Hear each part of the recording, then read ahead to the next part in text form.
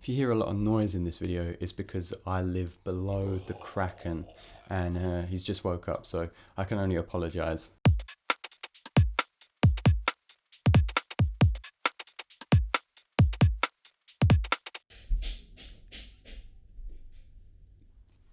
Told you. Garage music is making a huge resurgence, and if you're a producer looking to create tracks for artists, or you're just looking to dabble in UKG instrumentals, over the next couple of videos I'm going to show you absolutely everything you need to know to make a UK garage banger.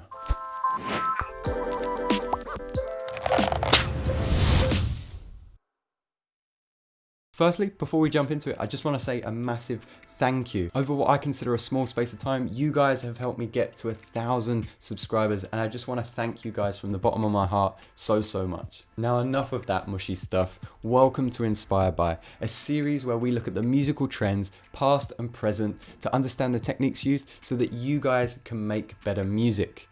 I'm Will and I make music under Hushchild. If this is your second or third or more time back but you're not a subscriber yet, consider it. Whack that subscribe button, hit that bell icon, and then you'll get notified when I upload the next video. So enough time wasting, let's jump into it. All right, so today we're gonna be making a garage beat, and this is what it will sound like at the end. I'll mention now that if you're part of my Patreon, you'll get the entire project together, and that means that you'll get the melodic and bass patches alongside this rhythm before the tutorials come out. But let's jump into it. What you should aim for is 4 main layers, okay? You've got your kicks, your hats, your rim, and your other percussion. And if you want, you can see that I've got a 5th layer there, which is just this blank vinyl, just to give it a bit of feeling and to make it sound like it's a little bit more lo-fi, okay? Jumping into it, most of the sounds that we're choosing are gonna be pitched up ever so slightly. And the reason for this is that garage music, dubstep music, drill, is all quite bass heavy, and we don't want any of our drum frequencies to be construed with the bass in the mix. So a lot of these things we're EQing quite heavily and we're pitching up just to make sure that they avoid any of the frequencies we want for our bass. The first place you're probably going to start is your kick rhythm, and you can see here that I've got a basic 2-step pattern going on. As a composer and as a drummer, I normally count my phrases 1E and a 2E and a 3E and a 4E. So you can separate your drums up into 8th notes, 16th, 30-seconds and so on. The 2-step pattern normally falls on the 1 and then the 2E phrase. So it would sound like 1E and a 2E and a 3E and a 4E and a 1E and a 2E and a 3E and a 4E. So you're landing on the 1 and then the E. And as you can see here, I've pitched my kick drum up from its original note 3 semitones. And that just makes it a little bit higher.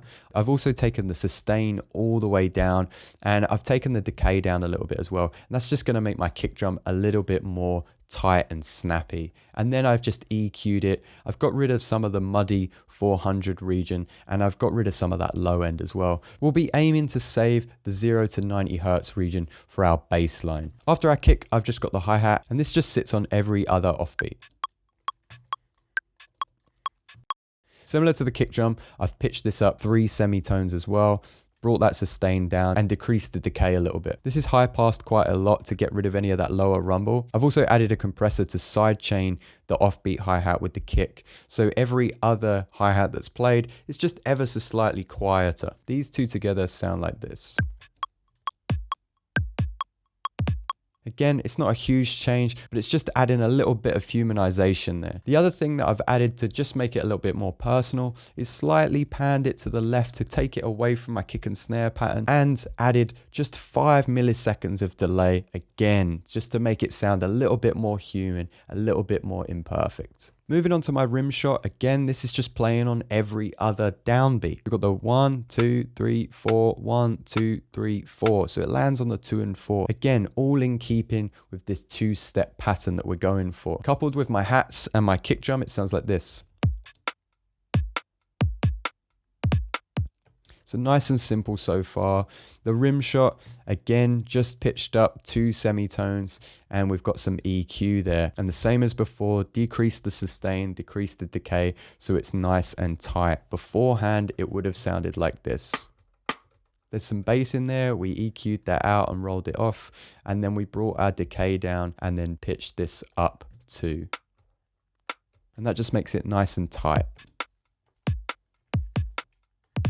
And then here comes my perk region, okay? And this is what it sounds like on its own.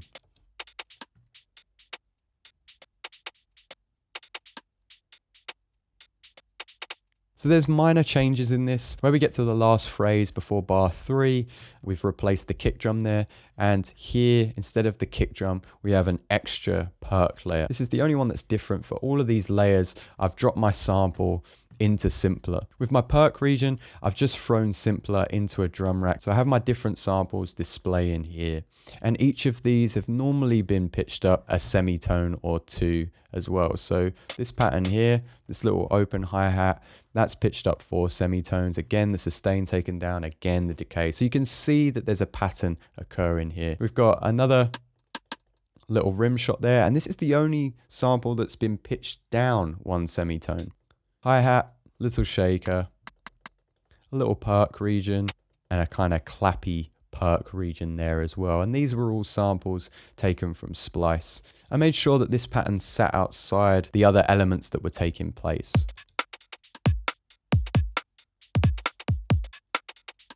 So the kick drum and the rim are kind of on their own unless it falls with a downbeat of like a hi-hat or shaker. But the kind of clap and perk regions, they sit outside that on the offbeats. They're often pushed. And similar to the hi-hat, I've just added 1 millisecond of delay. It's not going to make a world of difference. And I've just panned that 2 to the right. So again, it's just sitting away from the kick drum and the snare drum. And then we've added a compressor with sidechain. This is quite a heavy compressor here.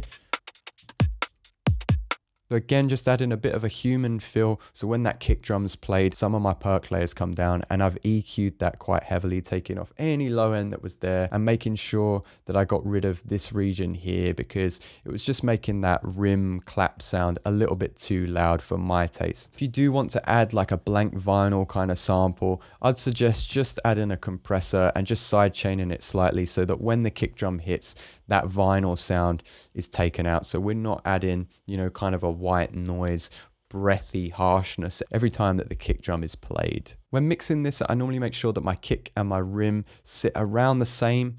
Lately, my mixes have felt like the snare is a little bit too loud. So my snare is hitting around or just below my kick drum region. Finally, you want to group this and just add a drum bus and a glue compressor. The glue compressor is going to tame any harsh transients that are there, like the kick drum and some of the perk. The drum bus is just going to make it slightly more punchy and add a little bit of crunch and saturation there. So I've set this to medium. I've brought up the crunch to about 4% there, the drive to 10%, and I've made sure that this is around kind of the 10 hertz frequency, so not super high at 22 kilohertz, but just kind of sitting here around 10 kilohertz there. I've made it slightly boomy at 20% just to bring my kick drum through, but I've made my frequency sit around 48 hertz, which you can see there is around G, and that's because when we come back to creating a melody, I'm going to make sure that my melody sits within that key, and that's going to be our root note. So before we add those two, it sounds like this. Slightly flat, but again, it does the job. And then if we add these two,